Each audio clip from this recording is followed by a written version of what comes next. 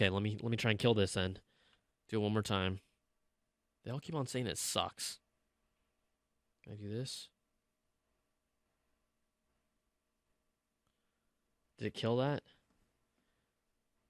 See if it fixed. I'm just gonna hope that it worked. You guys can tell me if it worked out or not. I turned off. Yo, your video's frozen. Man, maybe this room is just a bad room for it. Now I see you. There you go. They're like, now I see you. There you go. Better. It worked. Our Wi-Fi in our building is worse than LTE. It worked. Joe from Maryland. Did I do it? Did I do it? Okay. There we go. Stop breaking stuff. That's what they're all saying. I'm sideways. It's because it's horizontal. Turn your phone sideways. Hello. Okay. I think that I'm good to go whenever you are, Mr. Beecham. Oh, yeah. Send it to me. What do you mean I'm never on chat? Are you logged in right now? On the document? Yeah, I'm right here, man. Wait. Sometimes it... Okay, do it right now. Yeah, that works. They want me to turn my phone vertical. Now I'm upside down. I'm still sideways. Wait, what? Is the landscape not working? Okay, let's try this. Is that better? You guys like it vertical? No, you're not. Hold on. No, phone is fine. No, you're not. Better. No. Yeah. I think this is a battle between vertical and horizontal fans. This is just, it's impossible to please everyone here. Landscape or vertical? What do y'all want? I like you landscape. Horizontal, vertical, lurtical. I got lurtical from Techno Josh. Leave it. They're all, you must have rotation locked. No, I don't have it locked. Leave it. Landscape. Landscape. Both. Screw Android. Both. Landscape. It's so funny how many IT guys there are. Landscape doesn't work. Leave it. Good now. Do what you do. First world problem. Change it. It's out of control. I'm just going to leave it this way for now. Fine. We'll leave it for now until y'all update your software. Yeah, update your Periscope, Just guys. update your scope, yo. No, so much better in landscape. This is like, now the stand that I got for this is way too high. It's like looking down on me. This is a Periscope issue. Vertical. Okay, we're gonna keep it this way now. I'm just gonna leave it like this. Okay, Mr. Beecham. Let's see how our cameras look. What do you mean? Right? Yeah, I think I'm okay. Pretty good angle? Yeah, I'm good with that. I'm totally good with that. Is it moving? No, Oh, it's good. Oh, don't touch it. Oh, man. Oh, my goodness. Okay. I'm not coming to New York Comic Con. I'm so bummed. I wish I could go there. I do go to Comic Cons, but I just haven't been able to go to New York. They don't send us. I would go if it was for work, but they don't send us. All right, everybody watching on the Periscopes, wondering what is going on here. This is the Apple Byte Extra Crunchy, our podcast to talk about and expand on the stories you've heard. We take your calls. We have fun contests. We just hang out. It's myself, Stephen Beecham. So we're going to do the show, right, sir? Let's do it. All right, let's do it. All the YouTubers are going to be so happy now. They're like, oh, it's starting in 5 minutes instead of 10. Okay.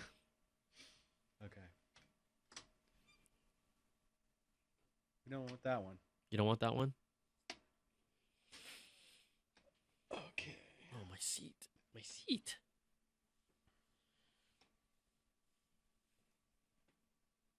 Shout out. Brush. Are you ready? Yep.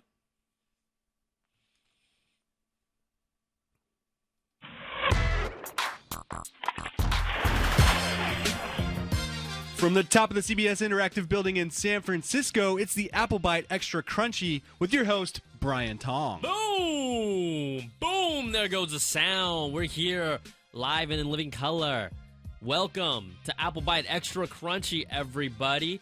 This is the show where we expand upon the topics of the week, the news, the latest happenings. Always plenty to talk about with Apple. Now, we just want to let you know off the top of the show, because sometimes I forget, The phone number you guys can call is because this is an interactive show. This show is all about us, but all about you more than anything else. 1-800-616-2638.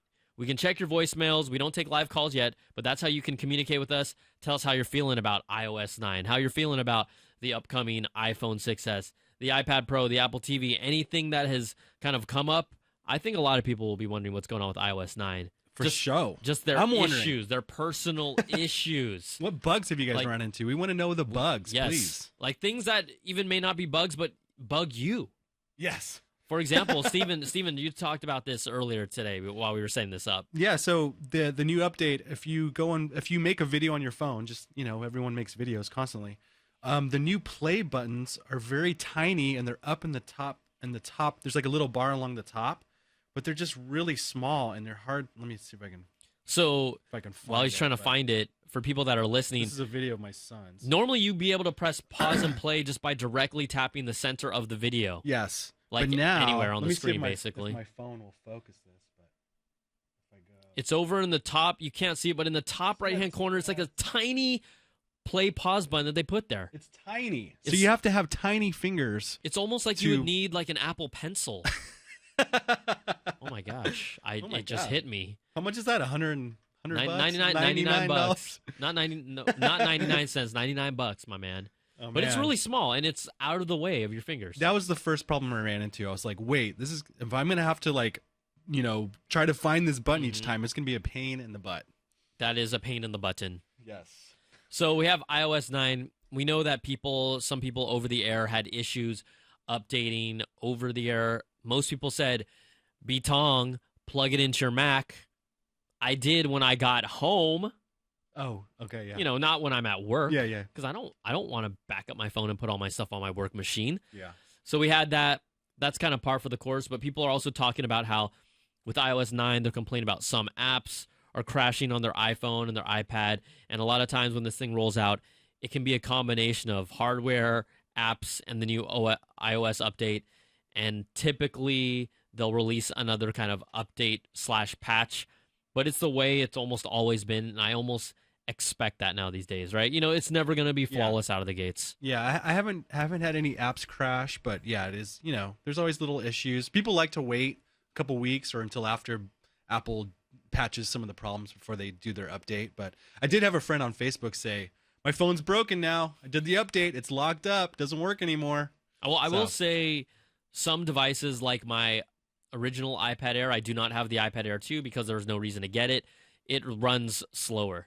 Really? It's a little, you can tell it's not as smooth, and that happens, right? With Apple hardware, a lot of times they say, oh, here, get the latest iOS, but then if you have maybe a phone, not a year removed, but maybe 2 years removed, it never runs as well. Yeah. You always are like, it just doesn't. It's not going to. I did have a little fight with Siri. Like it's a little different now to get to Siri, and usually you hear that boop boop, that noise, but you now don't it hear doesn't it happen, anymore, yeah. right?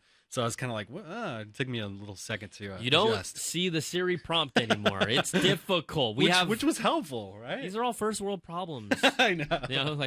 We're like, dude, that play button in the corner. Oh my gosh, I can't live. I can't live. Or I can't leave. Have you seen that one? There was like the Bulgarian. No, American Idol. Ken Lee. Yeah, Ken Lee. I can't leave. I can't leave. Reports from Mixpanel, which is kind of a website that pulls up the analytics, says that up to this point, as of this day, we're around 48 hours after the release, iOS 9 adoption is over 20%. iOS 8 adoption is pretty high as well.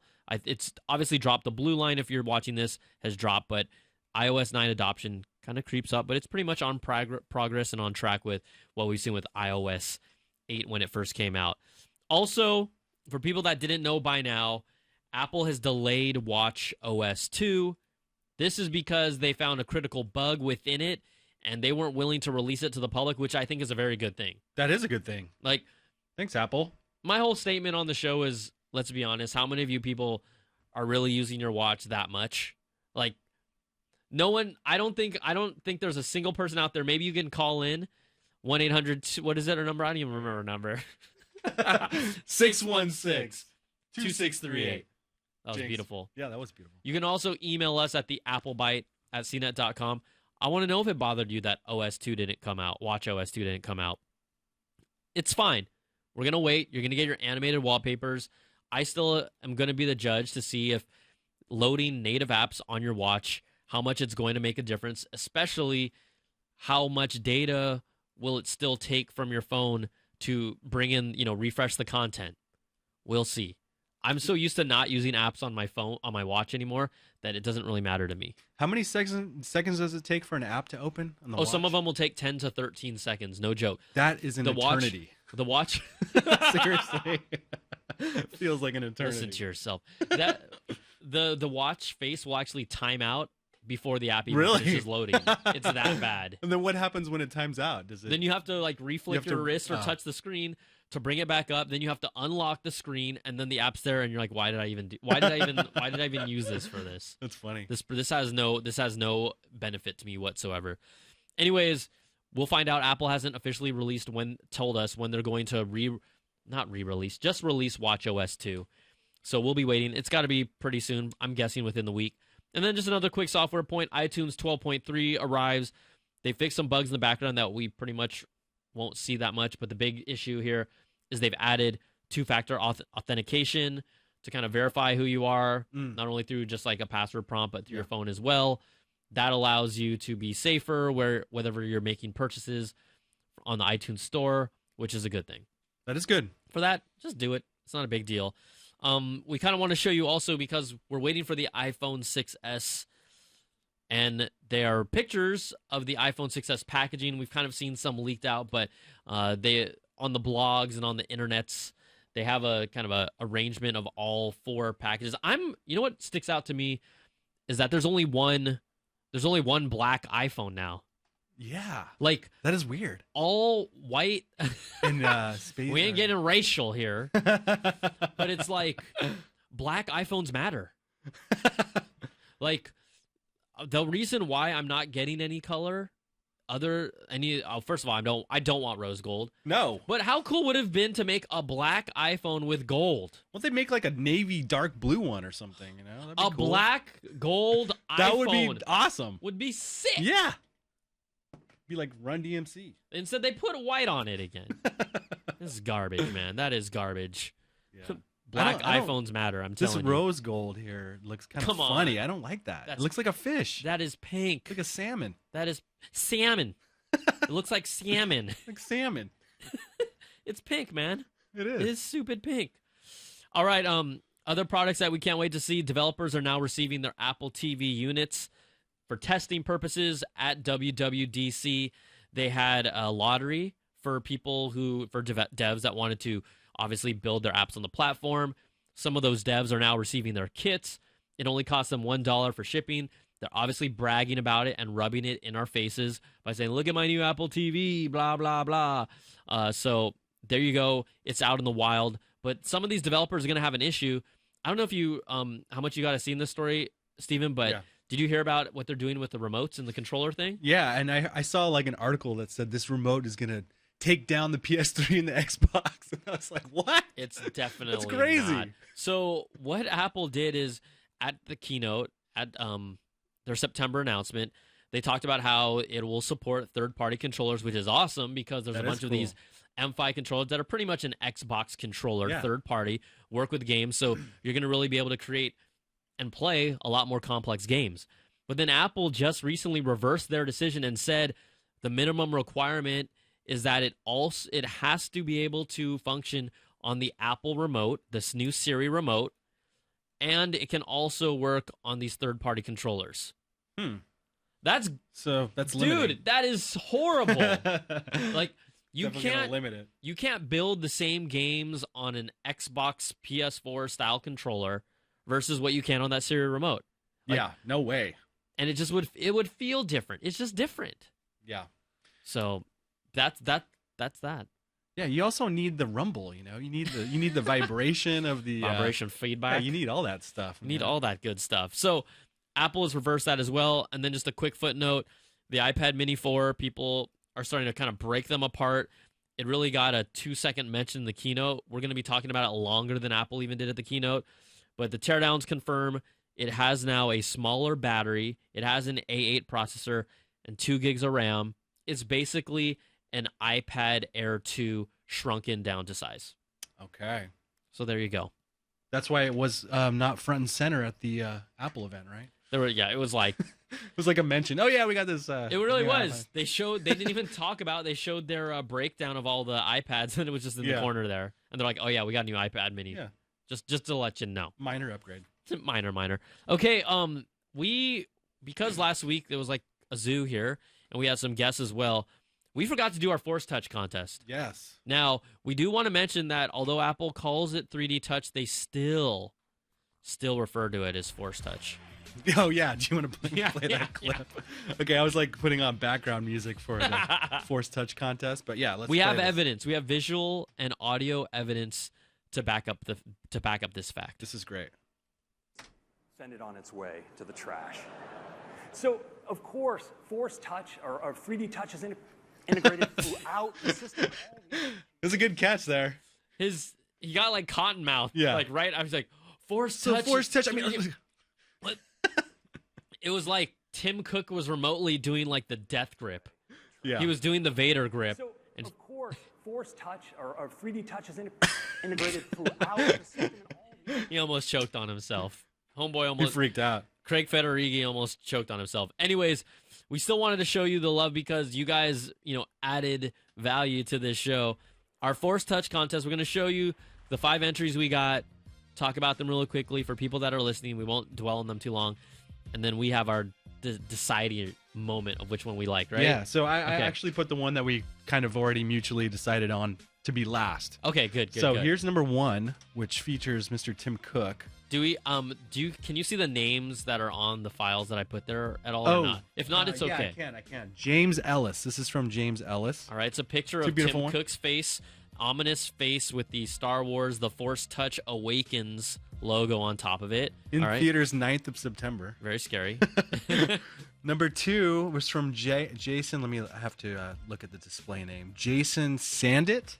All right. I believe, yeah. Jason Sandit. This is a good one. The Jedi Pad. Yep. It's an iPad with Star Wars The Force Touch Awakens again. We have like Apple Watches on there with Chewie and Leia and Luke. Okay. That one's pretty good. Sabers. This one is from Mike. Let me look at the display. Mike Molnar? Molnar? Yeah, okay, Luke. yeah. Luke, it looks like Luke, an I. Luke Molnar. Luke Molnar. I like this one. This one looks like an Apple ad. Yeah, it looks like one of those detailed stat sheets that you find on their website. Vader's like controlling an iPhone remotely. There's like a Find My Droid force pool like icon, which is really cool. That is cool. Push away notifications. This one's actually pretty good. That one is good. This one's after studying it a little closer. I am liking this one. I am kind of liking that one too. And this is the one that we chose as the winner. The winner chicken dinner. Daniel. I'm having a hard time saying his hella names today. Daniel Cutanio. iPhone 6s now with Force Touch. It's just Vader with a big, super long iPhone. Looks like a paddle. Like he's gonna paddle someone. He's gonna whack somebody. But all yeah, right, that is awesome. Man. Okay, thanks, guys. I do feel like the other one was better now. I know. Maybe we should give them both the prize. I'll work on it. Luke and Daniel. Maybe let's have everyone at home vote. Actually, really? Okay. Yeah. So this is what you guys can do. You can help us by telling us which one you think is the winner. Send us your emails to the applebyte@cnet.com, or just call us, and we'll just poll it. Yeah, we'll just poll it. My chat on my Periscope's down, so I can't see anything. It doesn't matter. Okay, so there's the Force Touch contest. Now, we just had a few more side stories before we wrap up. This one probably the most relevant to many people. AT&T is changing how they're throttling unlimited data customers who have been grandfathered in. This is a big deal. Like, this surprised me. I didn't even think this was real. This is a hallelujah moment. Oh, that's exactly what I tweeted. Hallelujah. Hallelujah. Like, really? Hallelujah. It's so funny, man. Oh, absolutely. So their unlimited data plan for a while was once you hit 5 gigs. 5 gigs is like nothing. 5 gigs is nothing. It takes a while to get there, though. Especially when you're streaming stuff. Yeah. But still, it's like nothing. So their original plan was 5 gigs of data. They would start throttling down your speed and also if you're in congested areas, okay? They have now increased that unlimited data kind of threshold to 22 gigs now. Yes! Hallelujah! Hallelujah! Hallelujah! Hallelujah! Hallelujah! Someone's ears are bleeding, but it's not mine. That's all good. We just got to do it. So yeah, that's great. That's a big deal. Yeah, I used to get all these text messages from AT&T when I was at 3.75 gigabytes. It would say, exactly. hey, we're sending you a warning that if you get to 5, we're going to start throttling you. And I would just immediately in my head, I would just be like, wait, that's limiting my unlimited data. It was always a limited, unlimited. Yeah, so it was very frustrating. And when I heard Bridget Carey do this on CNET Update yesterday, I was like, yes! It feels not going to get those messages anymore. It feels more unlimited yet limited. Yeah, because you definitely felt, the slowdown. I would get it in around like the 2 end of the weeks. month. I would get it like 2 to 3 weeks. Seriously? Like sometimes I have a sling Oh my box. I God. watch a lot of NBA basketball when I'm on the go. Yeah. And it was like, what? Yeah. So Super annoying. This is awesome. That's great. Great. That's great. Thank you, AT&T. I might stick with you. That might be the might first. stick with you, AT&T. This is one of the first times in my life that I'm actually like happy about what a cell phone carrier did. But the funny thing about it is it was something that we should have had in the first place. Exactly, and I know there's many lawsuits. Yeah, for people who felt the same thing that we feel. They're like, let's just increase it to cover our butts, just in case this comes and gets us back. People never get there. 22 gigs. No way. 22 gigs is pretty hard to do over mobile. You just have to be looking at your phone constantly for like constantly streaming like video. Yeah, just YouTubing. Video specifically. Okay, Apple cars. We know it's a big deal. We know they're there. We know they're coming. All reports say they're coming in 2020. Reports have surfaced that Apple is actually working on a new, and it better be, advanced mapping technology at a research and development center in Lund, Sweden. So they had an acquisition of C3 Technologies that kind of helped to integrate their 3D flyover maps that at the time, everyone was like, oh, cool, 3D flyover. It's a cool presentation feature. You're never going to use it with your friends.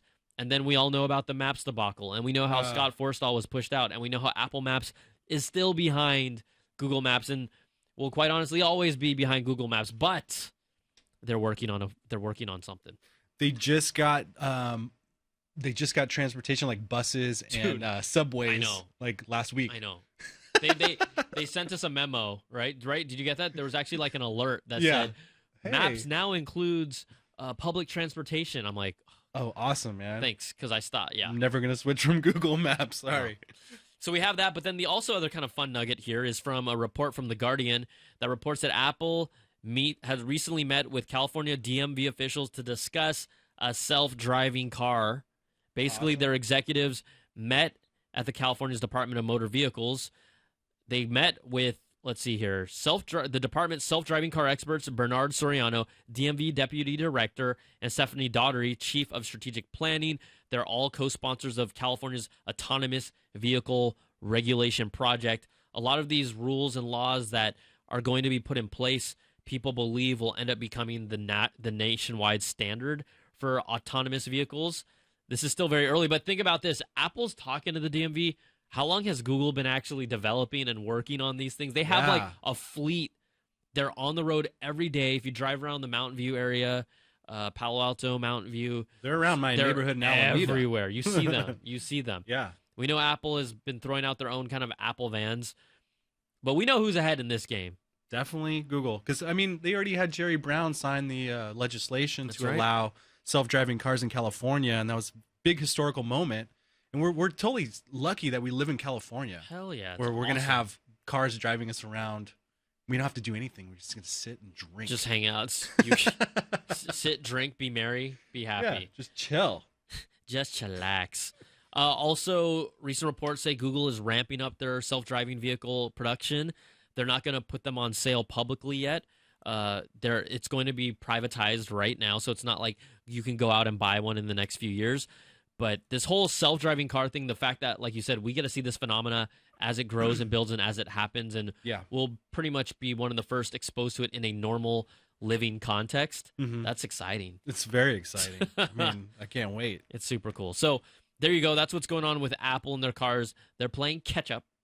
But to me, it's weird that I get the idea of Apple doing a car, but doing a autonomous vehicle, self-driving car. Yeah. Seems like, wow, now you're really like, I don't want to say desperate, but it seems a little desperate. Like, just work on your own car. Yeah. Compete with Tesla, so they're doing a regular car and a self-driving car. Yeah. I mean, I wonder if there would be like, if it's going to be a regular car with an autonomous upgrade or something. You know what I'm saying? Because yeah, it seems weird for them just to make the leap straight to autonomous. They have no self-driving car. experience in the field. They're hiring a lot of people from Tesla, from General Motors, from all different fields.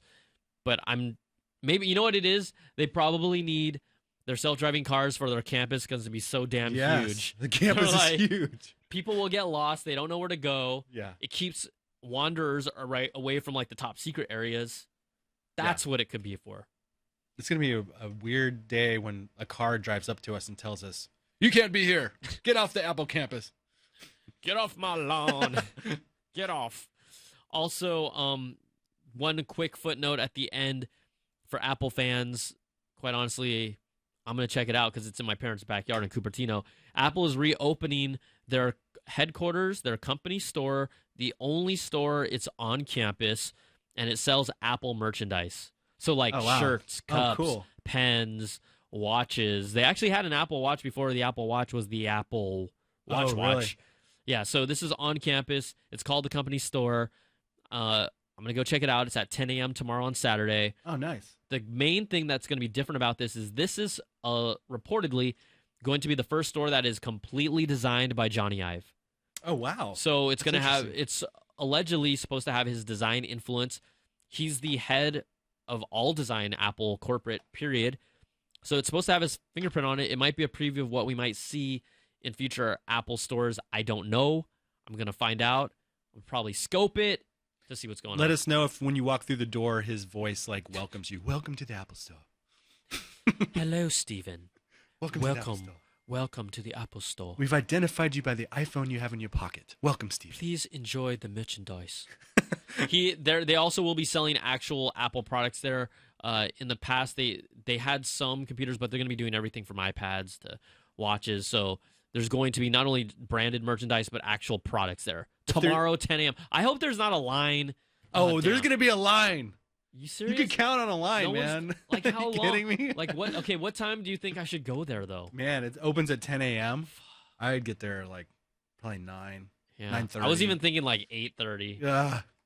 You know what would be cool is if they have like retro Apple shirts, like stuff like If that. I go retro at Apple mouse. If I go at 8:30 and sit on the damn concrete as a grown man for a company store, I mean, just go put up a tent tonight. I just want to go there just to report on it. Honestly, like, yeah, I think it's gonna be great. You're gonna shoot some video, so yeah, on my own. I'm just gonna handhold it. Okay, you're gonna do anything for CNET and like post anything on YouTube I'll just channel? post it. Maybe I don't know. Bring me back some footage. We don't like employees just randomly having access to our CNET channel and posting videos. Pondering. All right, guys. Very inside baseball there. That's going to do it for this week's show. Remember to continue to call us. Leave us your voicemails, the issues, your burning questions. 1-800-616-2638. I'm Brian Tong. That's Stephen Beecham. We are peacing out on the Apple Byte Extra Crunchy. See ya! Peace out.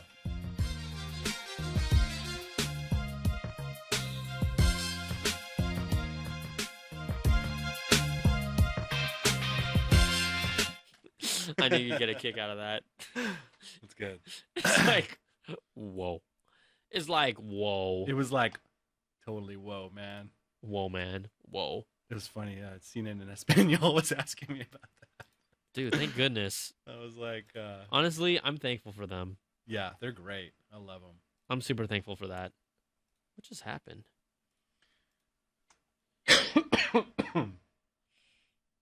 Oh, my goodness. It's Friday, everybody! You! Rejoice! Let's get out of here. Okay, I'm going to take my headphones off. All right, we'll see you guys. I'm going to shut down the stream. Thank you for watching. We're getting more views on YouTube, which is great. Really? Yeah. All right. Damn, I think when I changed my connection, it fucked up the Periscope. Uh-oh. My lady's like, your Periscope ended 20 minutes ago. I hope it's being recorded. I'm like, it's fine.